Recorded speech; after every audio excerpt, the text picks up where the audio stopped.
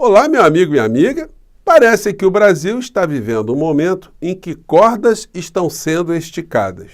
Isso garante que nós teremos acontecimentos muito importantes muito em breve aqui no Brasil. E dentro desse contexto, hoje pela manhã, o presidente da República deu mais uma entrevista a uma rádio lá na Bahia, que está repercutindo bastante, onde simplesmente ele enfatizou, ele confirmou todas as declarações anteriores. E essas declarações têm sido utilizadas como uma justificativa para um ataque especulativo contra a moeda brasileira feito ali pelo mercado financeiro. E o que nós teremos a partir de então? O Banco Central está absolutamente inerte diante desse acontecimento de um modo bem diferente do que fez em governos passados. Quarta-feira, o presidente da República terá uma reunião para tratar desse tema. Isso aí certamente vai gerar mais um grupo de especulações. Paralelamente a isso, o que nós estamos vendo é que o poder econômico está se abocanhando cada vez mais, fatias enormes do erário público com a privatização da Sabesp, que faz ressaltar também uma coisa muito grave que está acontecendo aqui no nosso país, né? A utilização da fé para roubar o povo, né? A utilização da fé por políticos inescrupulosos para venderem uma imagem que estão ajudando o povo, mas na verdade estão esfaqueando o povo de todas as formas.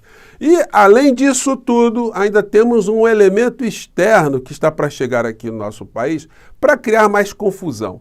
Me refiro especificamente a um psicopata que chegou até a presidência da Argentina. Será que ele vai vir para o nosso país para desafiar a diplomacia, desafiar aqui a nossa realidade interna, fazer críticas, ataques ao presidente da República do nosso país? Bom, vou conversar com vocês sobre essas questões todas, mas antes de mais nada, é sempre muito importante convidar você que está chegando agora ao nosso portal e ainda não nos conhecia, para que você se inscreva aqui conosco, que conheça também os nossos outros vídeos. Se você gostar, compartilhe e recomende. Não se esqueça, dê seu joinha, mande seu comentário e, se puder, se inscreva aqui também no nosso clube de membros. Você que é muito bem-vindo e muito bem-vinda.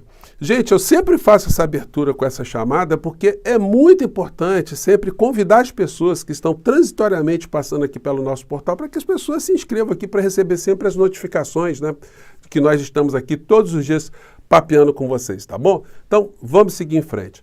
Vamos começar aqui com essa situação aqui, né? A Sabesp, gente, é uma empresa pública de São Paulo que está sendo entregue de mão beijada a um grupo de banqueiros, a um grupo de investidores estrangeiros, de especuladores estrangeiros, né?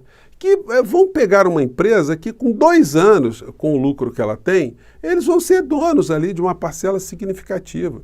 O lucro da empresa, que notadamente tem que ser revertido para a sociedade, para o povo de São Paulo, agora vai ser abocanhado numa grande fatia para gerar dividendos para esses especuladores, esses abutres.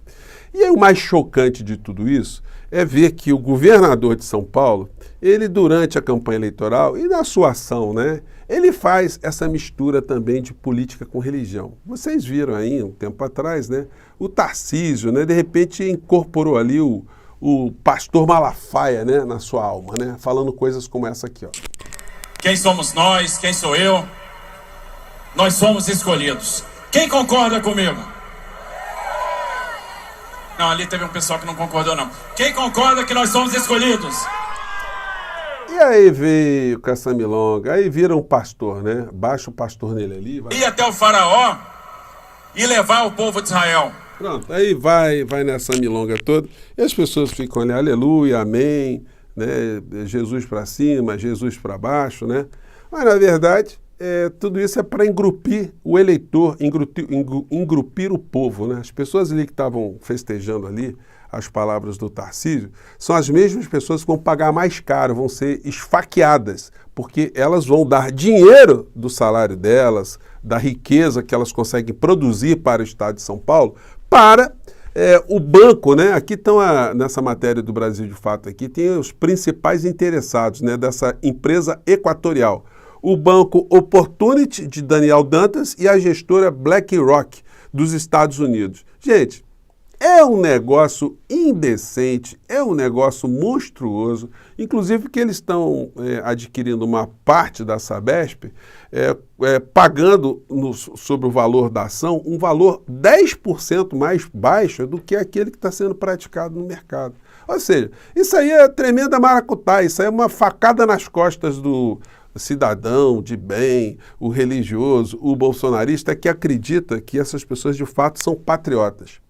Patriotismo é isso? É dar uma facada nas costas do povo? Porque não há como provar, né, que esse tipo de manobra, isso é útil para o povo de São Paulo, né? Vamos ver aí se as instituições lá em São Paulo se entram com representações, com ações no Ministério Público de São Paulo, enfim.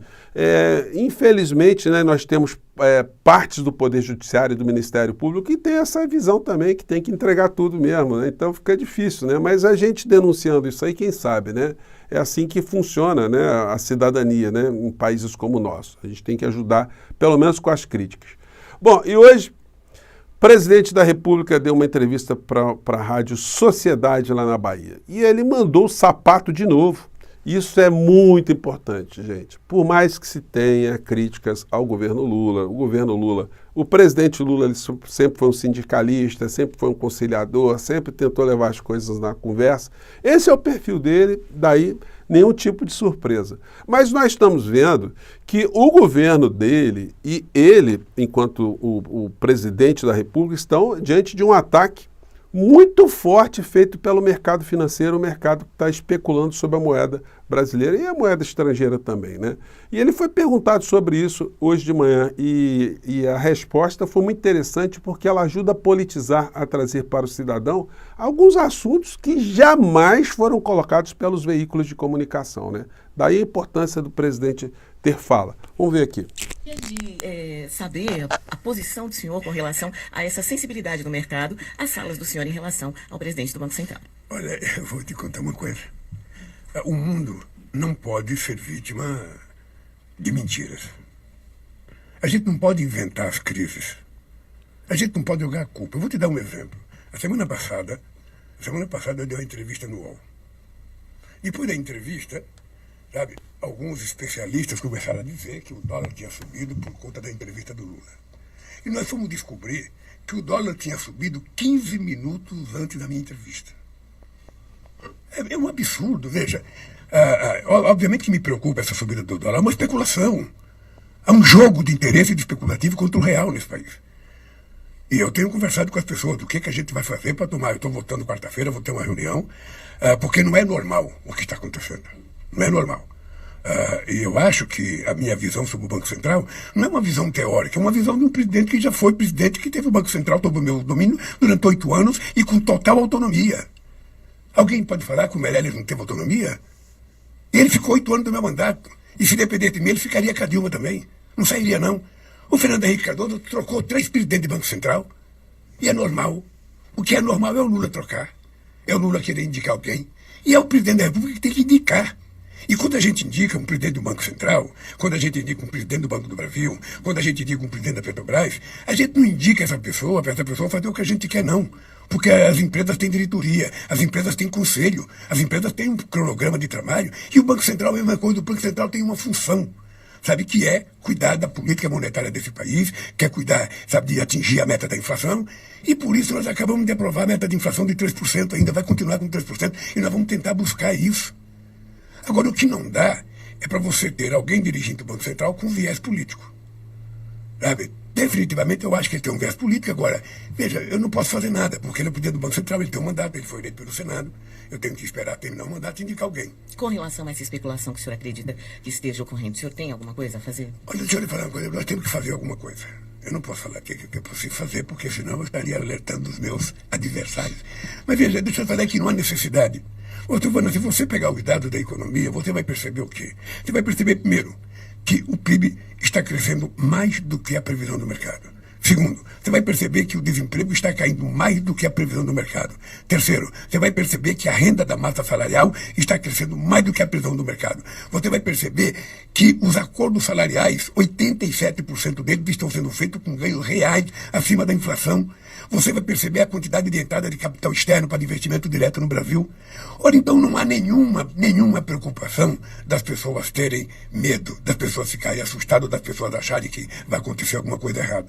Há muita gente que fala, mas é preciso cuidar dos gastos públicos, é preciso cuidar do gasto público. E ninguém nesse país cuidou melhor do que eu. Ninguém. Então, gente, esse tipo de fala, isso tem um alcance muito grande, né?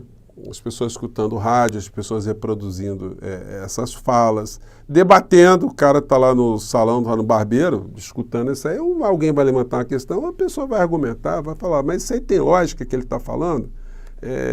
Isso aí funciona, não funciona? O que está acontecendo? Qual a importância disso?